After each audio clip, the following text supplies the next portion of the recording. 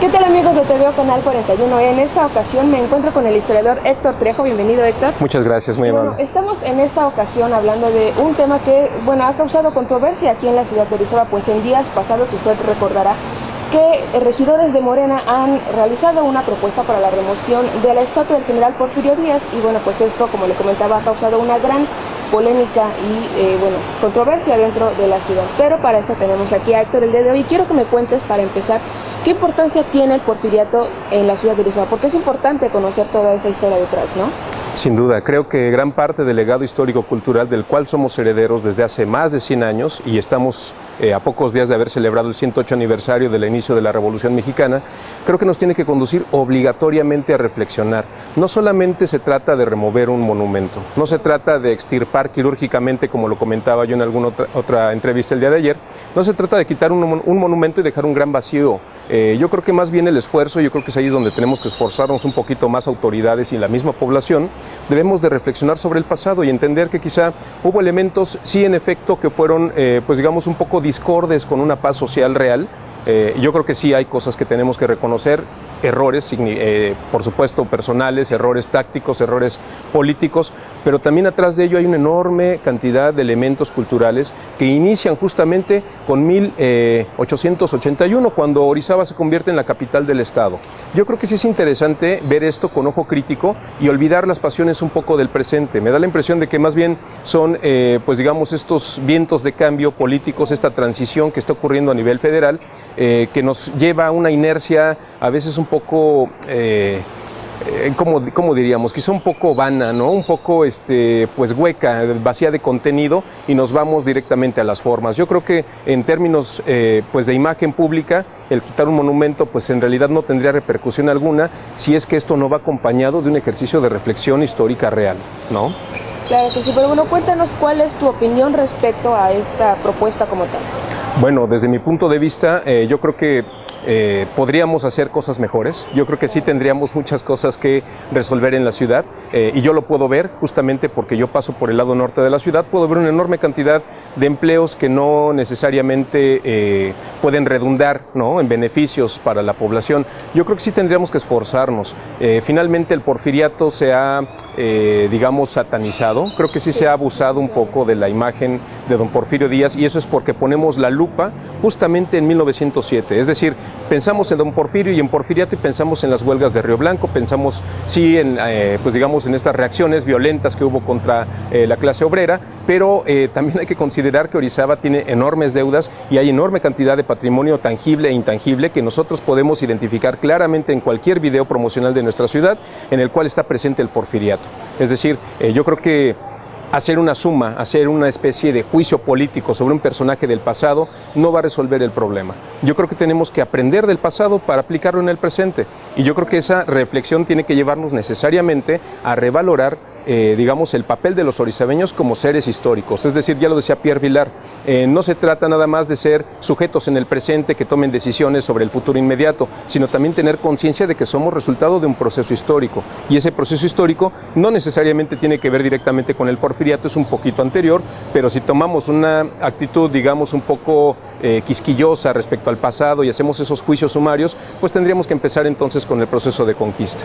A mí me da la impresión de que tenemos muchas más deudas con la población indígena, ¿no? Me da la impresión de que hay un rezago enorme en términos educativos. Seguimos viendo gente que viene de las comunidades indígenas de alrededor, y pues seguimos sin resolver problemas tan importantes como ese. Yo creo que en ese sentido, si ponemos en una balanza qué tiene mayor trascendencia, si quitar un monumento o resolver problemas sociales actuales, pues yo me iría más bien por el segundo, ¿verdad? Sí, definitivamente, porque también Orizaba vivía el porfiriato de una manera diferente, ¿no es así?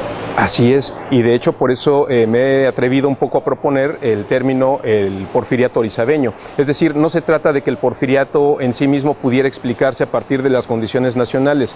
Orizaba en particular, la zona de Orizaba, Río Blanco, Mendoza, tuvieron por supuesto un desarrollo muy particular. No podemos medir con la misma vara el porfiriato que ocurrió en el norte al porfiriato que ocurre en Chiapas, donde aparentemente pudiéramos tener también una enorme cantidad de elementos que reprochar, pues esto significa que tendríamos entonces que medir a Orizaba en su propio contexto. Es decir, el porfiriato orizabeño no necesariamente puede ser medido en función de 1907. Tenemos que irnos un poquito más atrás. Y yo creo que la historia, y es ahí donde yo retomaría un poco la declaración que hace pocos días realizó Beatriz Gutiérrez Müller, justamente, ¿no?, en un anuncio que se hace a nivel nacional, donde el presidente electo anuncia con bombo y platillo la creación de la Coordinación Nacional de Memoria Histórica y Cultural de México. En esa presentación, Beatriz Gutiérrez declaró, y cito textualmente: un país amnésico está enfermo. Por el contrario, un país que recuerda de dónde viene goza de cabal salud, porque tiene presente su pasado. Y más adelante concluye: forja su historia con pasión, pero también con entendimiento. ¿Qué significa esto? Me da una buena espina. Yo creo que es una buena señal. El gobierno en transición, por supuesto que está interesado en recuperar la memoria histórica. Desafortunadamente, para muchos de los que están en contra de la imagen de don Porfirio Díaz, nuestro pasado no puede ser cambiado. Nuestra historia ya ocurrió. Nuestra historia no puede ser modificada. No podemos viajar en el tiempo y corregir los errores del pasado, de tal manera que este es el único que tenemos. Entonces, ¿qué hacemos? ¿Nos conflictuamos y seguimos compitiendo para ver quién tiene la razón? ¿Seguimos eliminando a aquellos personajes que nos resultan incómodos? Yo creo que tendríamos que ser muy cuidadosos, porque también tendríamos que analizar cuáles son, digamos, esos referentes que vamos a utilizar, cuál sería el criterio para poder determinar qué personajes sí tienen que ser respetados en la historia y a quienes tendríamos que eliminar. Eso es muy peligroso. Claro, ya hace un momento mencionabas algo muy importante, ¿no?, acerca de reconciliarnos con el pasado, Así que es también algo bastante importante para, pues, la sociedad actual, ¿no? Así es, y de hecho nosotros lo podemos ver, ejemplos tenemos muchos en Orizaba. Nosotros tenemos un escudo municipal en el cual aparece la corona del Imperio Español. Es decir, yo preguntaría, ¿qué no se supone que a partir de 1821 somos un país independiente? ¿No se supondría entonces que tendríamos que cortar con el pasado colonial? Y en el escudo de Orizaba seguimos teniendo el lema, seguimos teniendo la corona. Imagínense un poco qué pensarían, ¿no?, los primeros mexicanos que se enfrentaran a esa reconstrucción del país, esa sociedad moderna, el México moderno independiente. Yo creo que ellos pudieron haber tenido la misma idea que ocurrió hoy, ¿no? Sí. Tal vez algunos habrán dicho, bueno, hay que eliminar el escudo, pero yo te aseguro que el debate muy seguramente se inclinó a favor de la identidad del orizabeño. Es decir, no podemos eliminarlos, ni el escudo, ni el lema. Tampoco podemos regresar las enormes extensiones de tierra que pertenecían a los indios de Ahuilizapan. Tampoco le vamos a cambiar el nombre a nuestra ciudad. ¿Por qué? Porque ahora es parte de nuestra identidad. Yo creo, y eso creo que es un poco lo que va de fondo, creo que tenemos que revalorar, y como bien comentábamos hace un momento, reconciliarnos con un pasado tortuoso, sí, violento, con injusticias, pero al final es nuestro pasado, somos producto de ese pasado. No podemos darle vuelta a la página o cortar, lo que sería peor, cortar una página para creer que con eso estamos remediando una deuda histórica.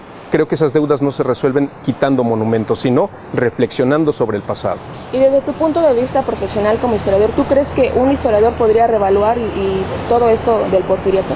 Sin duda, yo creo que los historiadores tenemos un papel fundamental, al igual que la sociedad civil. Yo creo que somos, pues como bien decía el mismo Lucien Febvre, no somos jueces, no tenemos la capacidad moral para determinar quién es culpable y quién es inocente. Yo creo que nosotros más bien tenemos que enfocarnos a comprender esos procesos y ayudar pues un poco a que la sociedad pues empiece a tomar participación en ese proceso de educación histórica. Es decir, la historia se ha visto un poco segregada, ¿no? Y eso es algo que quizá mis colegas no me van a dejar mentir.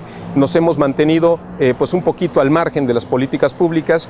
Yo creo que es también un poco de prudencia, ¿no? Porque a veces la política tiende a utilizar la historia como una herramienta ideológica para sustentar una determinada decisión, ¿no? Sí, claro. Y en ese sentido, pues sí, habría que ser muy cuidadoso, pero eso no significa que nos vamos a quedar en los cubículos de las facultades, en las universidades, escribiendo para 20 personas, ¿no? Que a veces somos los únicos que nos leemos, ¿no? Entre historiadores nos leemos, pero pues yo creo que nuestra función social es fundamental.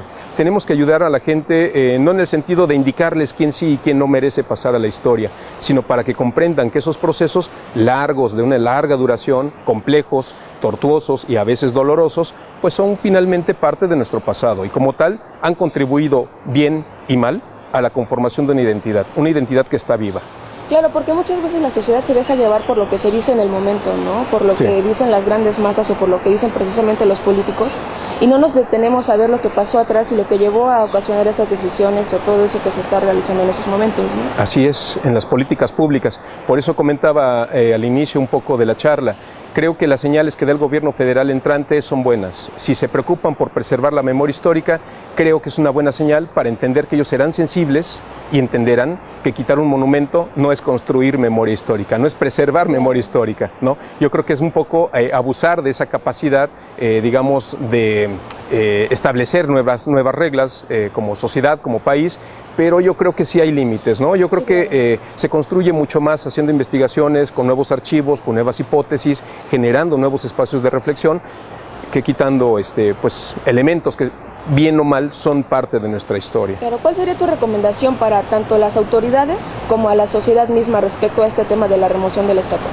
Bueno, yo creo que sí es importante y quizá las autoridades tendrían un papel primordial, convocar a la sociedad, elaborar una especie de coloquio, convocar a una reunión que por supuesto reúna a los especialistas en el tema, historiadores, artistas, críticos, literatos, caricaturistas. Yo creo que todos tenemos algo que aportar, ¿no? Y en ese sentido creo que las convocatorias finalmente pueden cuajar, pueden derivar en una postura crítica y en un balance general, es decir, no quedarnos únicamente con un momento de la historia, no hacer un juicio sumario a partir de una fecha del año de 1907, sino también empezar a ver hacia el pasado, qué es lo que seguimos teniendo y qué presumimos como orizabeños. Claro. Y en cuanto a patrimonio histórico de la época, pues hay una enorme lista, te los podría mencionar todos, pero yo creo que sí es importante primero establecer que para 1878, Luis Mier y Terán, a quien la historia califica de amigo íntimo y verdadero de Porfirio Díaz, cuando fue gobernador Luis Mier y Terán del estado de Veracruz,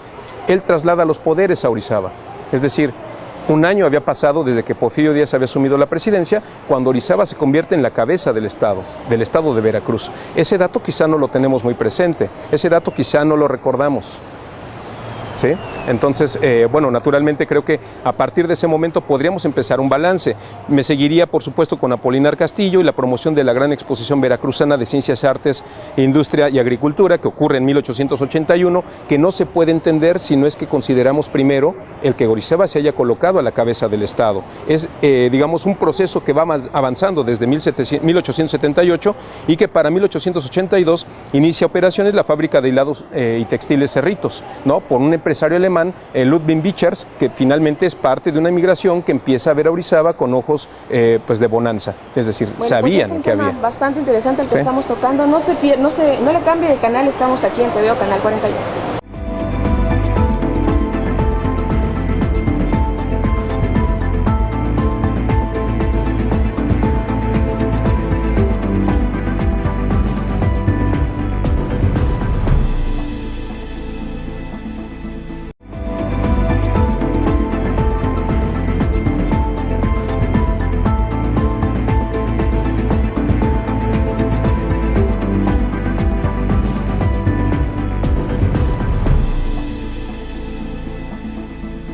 Pues amigos de TVO Canal 41, continuamos en este programa especial al lado de mi amigo Héctor Trejo, que nos está platicando acerca, bueno, de todo este contexto acerca del porfiriato y bueno, en el marco de esta polémica que está generándose aquí en la ciudad de Orizaba. Continuamos con este tema tan interesante. Héctor, platícanos. Claro, bueno, naturalmente creo que en términos de desarrollo industrial no podríamos explicarlo si es que no antes tuvimos, por supuesto, la traza y la construcción del tren. Es decir, este sistema ferroviario que va a comunicar al puerto de Veracruz con la Ciudad de México, pasando por Puebla y Orizaba, fue primordial para que pudiéramos entender por qué se establece la capital de Veracruz en este lugar.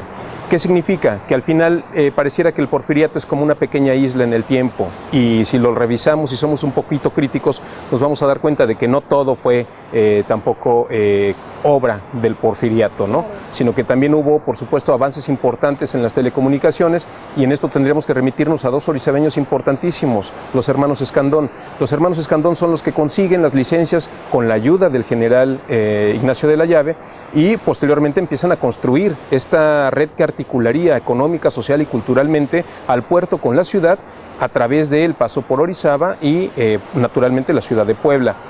Por supuesto, esto no podríamos considerarlo de otra manera si es que no tenemos presente que para la época la construcción de vías férreas era fundamental para el desarrollo de las sociedades, de las grandes ciudades. No solamente contó con apoyo de liberales, también conservadores. Maximiliano se sorprendía de los avances que había. Él quería ver terminada la línea de tren entre ambos puntos. Naturalmente no pudo concluirse y es justamente ya unos poquitos años antes de que iniciara el porfiriato cuando al final el gobierno liberal lo concluye y hacen el primer viaje, ¿no? Entonces, por supuesto, esto no podemos, la moraleja que nos da esta pequeña reflexión es que finalmente no podemos hacer cortes, no podemos separar, ¿no? un momento de otro, están hilados, están interconectados, de tal manera que el porfiriato y el desarrollo fabril, del cual justamente te quería comentar ahorita un poquito más, pues tienen por supuesto vasos comunicantes muy fuertes y muy sólidos con la identidad orizabeña actual, ¿no? Si nosotros vemos a nuestros tíos, a nuestros abuelos, mi abuelo era de Río Blanco, era obrero de Río Blanco, mi padre creció en Orizaba, posteriormente migró a México, pero siempre tuvieron, pues digamos, esa circunstancia socioeconómica de pertenecer a las clases menos, pues digamos, favorecidas, claro. Entonces, ¿qué significa? Que si ellos pudieron tener un desarrollo, bien o mal, son producto de una época. Y si nosotros echamos un vistazo a ese proceso interesante de cómo las fábricas de hilados y textiles van arribando a la ciudad o van arribando a la región, pues es producto de una corriente, por supuesto, que empujaba a Orizaba a convertirse en un núcleo económico importante, ¿no? En donde el tren va a tener una participación interesantísima. Entonces, mira, por ejemplo, para 1883 se inicia la construcción del hospital psiquiátrico que más tarde atendería a todo el estado de Veracruz. Por supuesto, pensaríamos que un hospital psiquiátrico es un elemento común hoy en día, pero si nos vamos para inicios del siglo XX, si nos vamos para finales del siglo XIX, era muy difícil que una persona pudiera considerar pues que tenía el acceso a un servicio de esas características. ¿Qué significa entonces? Que Orizaba, a partir de que se convierte en capital del Estado, también empieza a generar, por supuesto, una mayor cantidad de servicios sociales, no suficientes, hay que decirlo, y también con el interés de hacer un balance general. No fueron suficientes, por supuesto, la población iba en incremento y, por supuesto, los inmigrantes, de los cuales hablaremos un poco más adelante, que comenzaban en la ciudad a generar, digamos, estas migraciones en cadena que traerían, por supuesto, una gran cantidad de personas cuyos apellidos seguimos viendo en la ciudad, ¿no? Y que, bueno, no podríamos explicar de otra manera si es que no nos metemos un poco a revisar con ojo crítico y con interés, digamos, un poco histórico, este periodo llamado porfiriato orizabeño. Para 1883, Lobscher funda la Escuela Modelo y con Rebsamen también se establece la Academia Nacional de Profesores en Orizaba. Es decir, tenemos hospital psiquiátrico, vamos a avanzar un poco en la parte educativa, vamos a empezar a tener mayores servicios y que van de la mano. Es decir, la educación, la formación del obrero con la atención médica empiezan a figurar en Orizaba. Yo me preguntaría, quizá muy pocas ciudades, digamos, con estas circunstancias como las tiene Orizaba, pudieron haber tenido un desarrollo tan rápido y tan diverso en diferentes áreas, ¿no?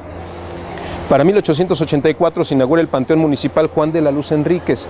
Bueno, sabemos que desde las leyes de reforma, con esta idea de separar la iglesia y el Estado, vamos a tener que en los atrios de las iglesias, de las parroquias, ya no se va a poder enterrar gente.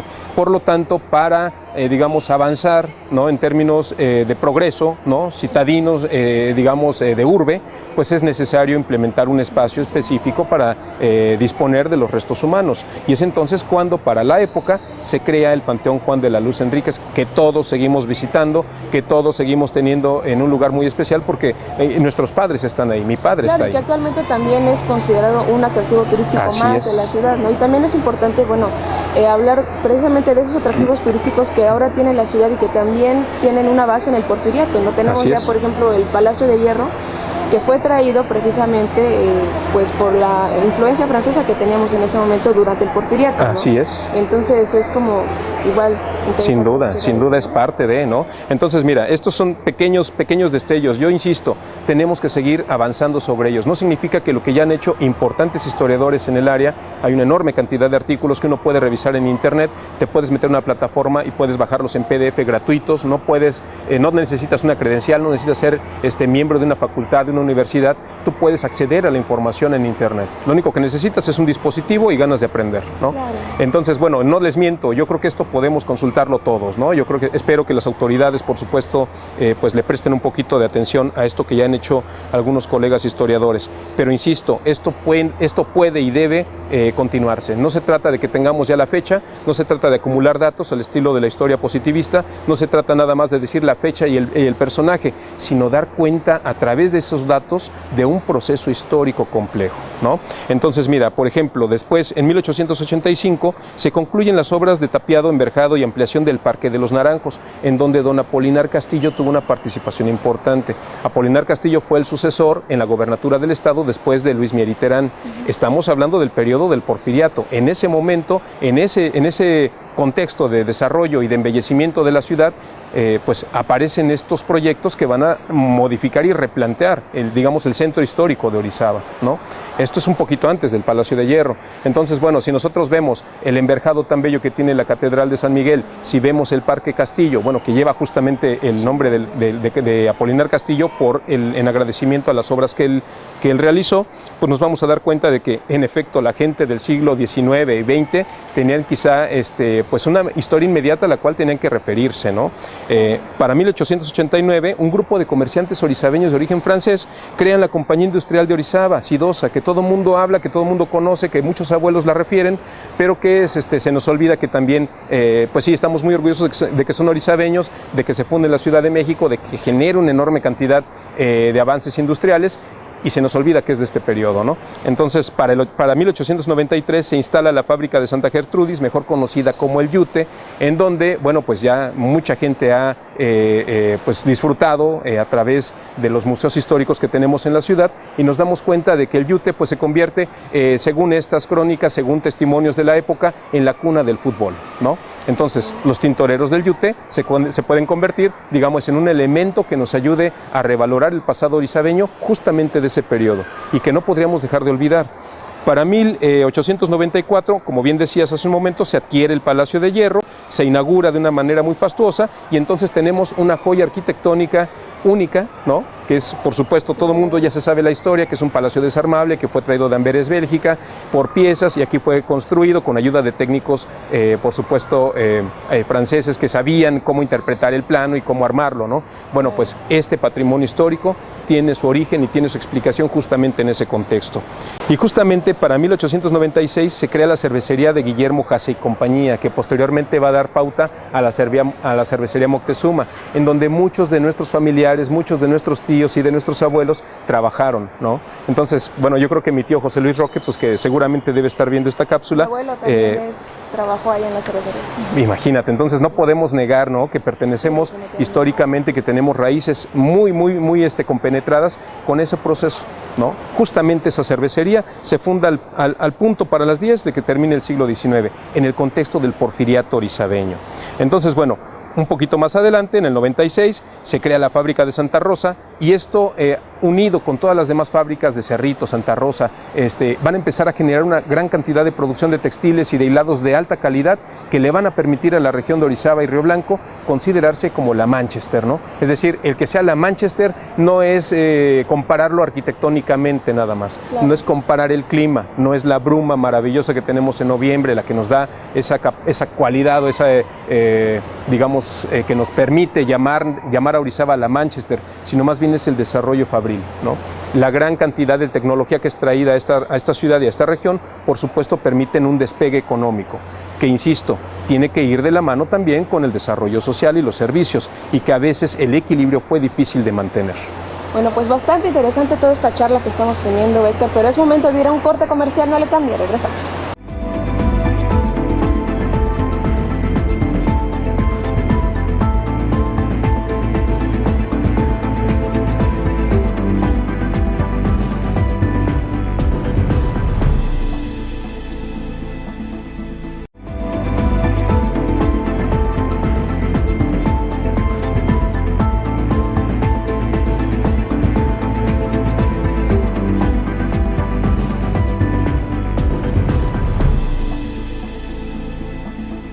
Continuamos en este programa especial y en esta ocasión nos encontramos en el Museo Metropolitano, en lo que es el Palacio Municipal de la Ciudad de Orizaba, donde vamos a continuar platicando acerca de que precisamente Orizaba es la Manchester, pero no es solamente por el clima. Cuéntanos más. Sí, de hecho comentábamos en el bloque anterior acerca de la gran herencia cultural que se origina en este periodo y que no podríamos pues desligar tampoco de una de las grandes pasiones de los mexicanos, ¿no? Y es el fútbol. Yo creo que sí ha habido mucho debate al respecto, es muy sano, es muy bueno que tengamos diferentes fuentes, diferentes puntos de vista, aunque bueno, por supuesto que tendríamos que remitirnos a los juegos que se establecían, que se organizaban entre los obreros de las fábricas para poder comprender cómo es que este deporte llega desde Europa a través de Veracruz, necesariamente tiene que ser por ahí, y bueno, la lógica nos indicaría que por supuesto tuvo que haber pasado primero por Orizaba, ¿verdad? Antes de cruzar y de subir las cumbres de Maltrata. Yo creo que sí tendríamos que retomarlo. Entonces, para 1898 se funda justamente el equipo, el Orizaba Athletic Club, que justamente gana el primer torneo unos años más adelante, en 1902, y que bueno, de alguna manera nos representan un poco la parte de las diversiones públicas. Es decir, yo creo que en efecto pudo haber surgido en los patios de las fábricas, en los momentos en los cuales los obreros tenían oportunidad de convivir entre ellos, pero en algún momento de esa convivencia, por supuesto, tuvieron que haber tenido pues no solamente el apoyo de los empresarios, no solamente el apoyo de los jefes, porque se requería vestir, uniformar a los jugadores, permitirles pues tener un campo en el cual jugar, aunque evidentemente hoy pareciera muy económico, bueno, y eso quizás es un poco relativo, jugar con una pelota puede ser un deporte muy económico, muy accesible, pero en un campo habilitado, acondicionado para jugarlo de manera profesional, pues debe tener un costo. Y por supuesto que ese costo yo considero que pudo haber sido, por supuesto, parte de las grandes, pues digamos, beneficios que les pudo haber dado trabajar justamente en el yute. Los tintoreros del yute, por supuesto que así tuvieron que haber empezado a jugar. Entonces, bueno, para 1905 la Junta Protectora del Colegio Preparatorio inaugura el edificio pues en el cual está instalado este museo, ¿no? 1905, sabemos que este edificio fue construido con la intención de convertirse en un centro educativo, posteriormente sería el Centro Educativo Obrero, en el cual también muchos de nuestros familiares estudiaron. Mi padre estudió aquí, la primaria. Entonces, bueno, yo creo que si nosotros echamos un vistazo, hoy en día se mantiene un magnífico mural de Orozco, que también hace ese balance, ¿no? Claro. Un poco forzado, si ustedes quieren, es una especie de reto, ¿no? Histórico, es una afrenta de Orozco pintar en uno de los más importantes edificios del Porfiriato, pintar un mural justamente que hace alusión a la lucha social en el Porfiriato. Pero vaya, yo creo que el que esté colocado aquí el mural también nos habla de que hay un proceso de conciliación con esos pasados, ¿no? Yo creo que Clemente Orozco bien pudo haber dicho en el momento en que le ofrecieran pintar aquí, se hubiera negado y hubiera dicho, ¿saben qué? Es que en ese lugar no, porque ese representa el Porfiriato. En el momento que Orozco decide pintarlo aquí es porque sabe que simbólicamente tendrá una función de equilibrio, ¿no? Es decir, en un edificio eminentemente porfiriano, tener una crítica social a través de su mural acerca de un sistema que, como decíamos hace un momento, pues no siempre fue del todo satisfactorio para la clase trabajadora, ¿no? Entonces, bueno, yo creo que esa parte también es muy interesante. Y para 1907, que es el año que comentábamos hace algunos momentos, es donde colocamos la lupa, es donde ponemos atención en el Porfiriato, ¿no? Donde curiosamente sí nos ponemos a estudiar y repasamos los personajes, exactamente. Por desgracia hacemos un ejercicio de reducción, ¿no? Esos 30 y tantos años que duró el proceso, lo resumimos en un solo año. Y eso es peligroso. Entonces, para 1907, en efecto, sí estamos hablando de huelgas que se inician en 1906, no solamente en Orizaba, sino que en Puebla, en la Ciudad de México, y por supuesto que hubo también el interés de los empresarios por, restringir, limitar, ¿no? Tratar de desactivar esas manifestaciones sociales. Por supuesto que el gobierno federal, encabezado, por supuesto, por el presidente Díaz, también decide no entrar directamente en las negociaciones a petición de los mismos empresarios. funcionarios. Ellos son los que le piden que no interceda, ¿no? Al final, bueno, por supuesto todos ya no sabemos esa historia, hay pues una serie de conflictos, de enfrentamientos entre los obreros y los patrones, ¿no? Y sabemos que Víctor García, empleados de Víctor García, perdón, son los que finalmente pues disparan sobre la población que se está manifestando y bueno, ocurre pues digamos esta escena trágica de la cual tampoco podemos tratar de eliminar. Por supuesto que se intenta hacer un balance general y bueno, pues justamente en ese mismo año, en octubre de 1907, justamente atrás, en una calle que se llamaba la calle de la Bóveda, que está en la parte trasera de San Miguel, en octubre, 6 de octubre de 1907, nace don Francisco Gabilondo Soler.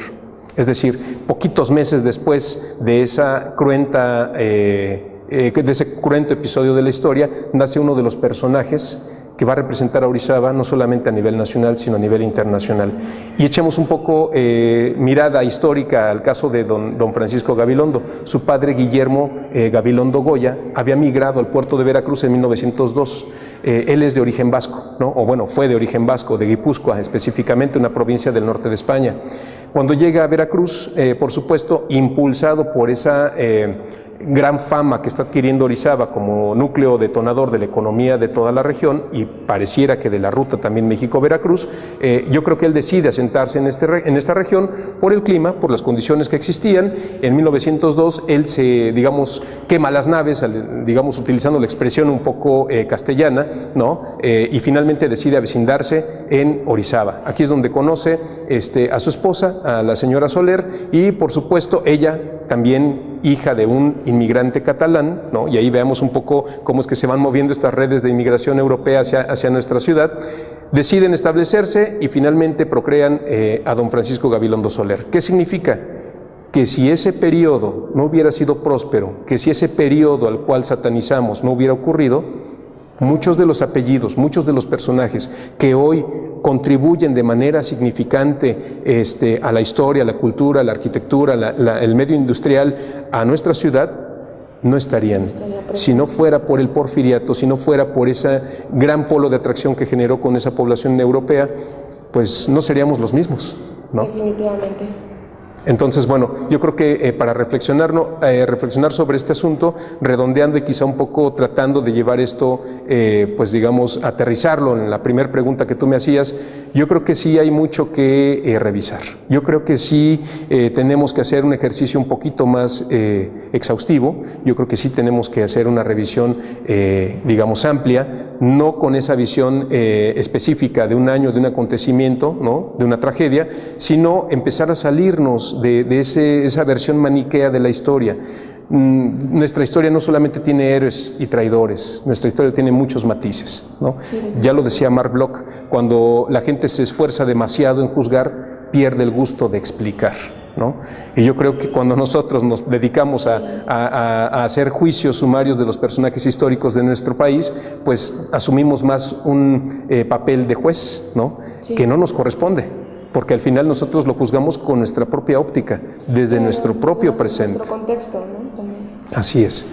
Y bueno, pues eso también es una llamada de atención. No podemos mezclar las políticas actuales con la revisión que hagamos del pasado. Porque entonces va a ocurrir lo que pasó con el archivo magnífico que debió existir en la Sedena sobre el 2 de octubre del 68 y que después de que se permite el acceso al archivo, uno se da cuenta de que ya fue manipulado, ya hubo un proceso, pues digamos, de purga, ¿no? Documental, en donde ya no tienes completos los expedientes que te pudieron haber dado luz acerca de cuáles fueron los mecanismos, cuáles fueron los responsables directos, cuáles fueron los personajes con nombre y apellido que estuvieron involucrados de manera directa en el proceso. Se habla de Díaz, ¿no? Se habla de Porfirio Díaz y quizá también podríamos pensar que el mismo presidente Díaz Ordaz, pues podríamos colocarlos en el mismo banquillo de los acusados, sí. Pero yo creo que son momentos diferentes. Sí, yo creo que son procesos bien distintos y no podemos hacer eso. No podemos, por un esfuerzo de justificar pues si quieren, el inicio de un nuevo periodo, sí, una retransformación, una regeneración del país, eso no nos justifica para hacer un borrón y cuenta nueva de la historia. Sí, ¿no? Yo creo que ahí tenemos que ser respetuosos con el pasado y como historiadores, como orizabeños, como ciudadanos, como sociedad, tenemos que aceptar que nuestro pasado es ese, que nuestro pasado sigue estando incluso en los libros, sigue estando en las piezas que tenemos colocadas en los museos, en espera de que haya nuevas preguntas que nosotros les hagamos para obtener, por supuesto, respuestas quizá un poco diferentes. Yo creo que en ese sentido tendríamos que ser un poquito más autocríticos e insisto, quizá va a ser muy reiterativo esto, pero yo creo que tenemos mucho más trabajo por delante, ¿no? Si nos ponemos a revisar las políticas públicas, podríamos tener mejores resultados si nos sentamos a platicar, a debatir, a conversar sobre estos momentos del porfiriato orizabeño que, bueno, simplemente quitar un monumento, ¿no? Sí, definitivamente hay cosas más importantes por las cuales preocuparse actualmente, ¿no? Sin duda. Sí. Bueno, pues vamos a un corte, regresamos, no le cambie.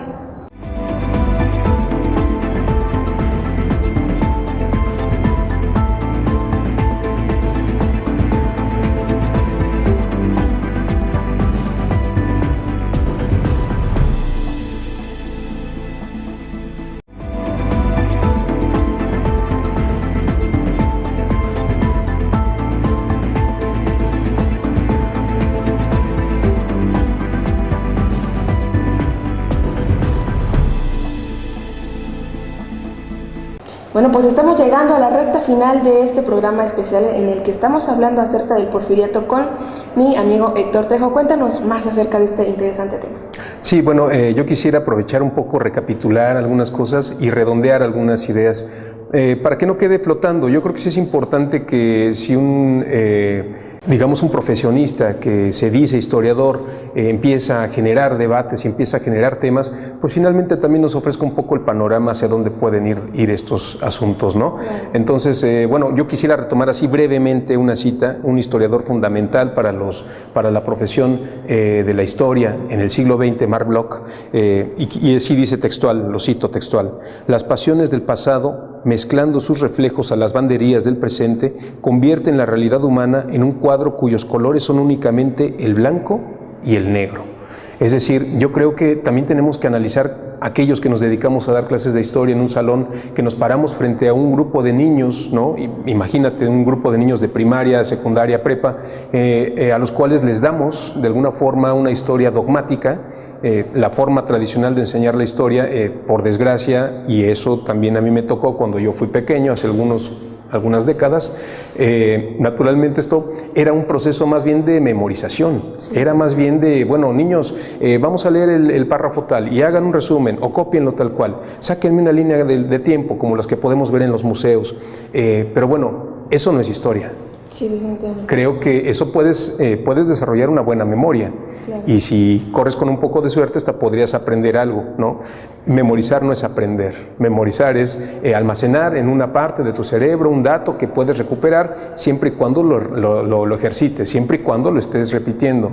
Pero yo creo que el historiador, el profesor de historia actual, aquellos que tienen el privilegio de dar historia en Orizaba, no deben de perder de vista que este tipo de museos son provocaciones, es decir, no es vengan a anotar las cédulas, no es vengan y tomen nota de las fechas y personajes, es analicemos procesos. Y si algo podemos ver en esta sala justamente son evidencias de un pasado que sí tenemos, como los arqueólogos, tenemos evidencia física de que ocurrió, de que está aquí, pero ese objeto no representa nada, sino me motiva a cuestionarme sobre lo que fuimos. Claro, yo apenas veía una conferencia que dio, o una charla, no recuerdo, el rector de la UNAM me parece, en donde decía precisamente eso, ¿no? A mí no me sirve de nada saber en qué fecha nació Benito Juárez si no conozco lo que hizo y si no aporta y si no lo aplico, ¿no?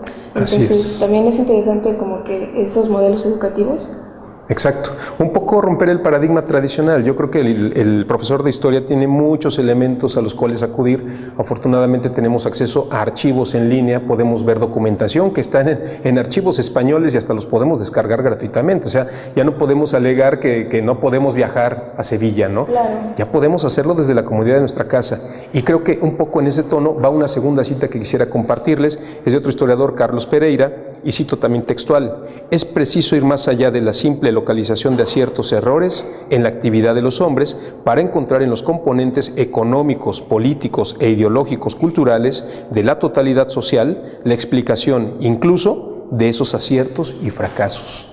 Es justo lo que comentábamos hace un momento y bien lo señalas. Yo creo que un dato, un personaje, un nombre, pues no dicen mucho. Si quieres te pueden dar una idea más o menos vaga de dónde venimos, pero no te explican en realidad cómo es que llegamos a ser lo que somos, ¿no? Y en ese sentido creo que redondeando la idea y digamos tratando de generar nuevas preguntas y detonar el interés de la población, de los orizabeños que nos ven, yo creo que sí es importante que nos acerquemos a los museos. Creo que sí es importante que acudamos a estas salas, que acudamos a este material que han preparado las autoridades municipales para que nosotros nos acerquemos a ese pasado que pareciera cada vez más distante. Y es curioso, es un efecto interesante, nos acercamos cada vez más al futuro y nos alejamos cada vez un poco más del pasado, ¿no? Entonces yo creo que profesores, padres de familia, jóvenes, alumnos, aprovechen el recurso físico que ustedes pueden ver en estas salas para cuestionarse. No se trata de venir a aprender la fecha y el nombre, sino interesarse en los procesos. Yo creo que si los orizabeños podemos presumir algo, es la cantidad de museos que tenemos. Sí, definitivamente, y que aparte son de acceso libre, ¿no? Sin duda, completamente libre. Entonces, bueno, yo creo que sí sería interesante ver esta propuesta desde una perspectiva crítica. Yo creo que no se trata nada más de decir si estoy de acuerdo o no, o si estamos de acuerdo o no con que sea retirada esta estatua, este monumento a Porfirio Díaz. Yo creo que más bien se trata de qué tanto conocemos el porfiriato orizabeño, qué tanto estamos dispuestos a meter las manos directamente en la historia, que también es una historia viva, que pueden preguntarle a sus padres, a sus abuelos, y que bueno, de alguna manera tenemos referentes, ¿no? Yo creo que si hay algo que pudiéramos concluir en esto es que realmente el remover una estatua no nos va a saldar deudas con el pasado. Claro. No podemos castigar a los fantasmas, son personajes que ya no están y que la historia no se va a poder cambiar. ¿Por qué? Porque ya ocurrió. No hay forma de modificarla. Podemos analizarla, debatirla, cuestionarla, incluso replantearla, por supuesto. Eso hacemos los historiadores en las academias.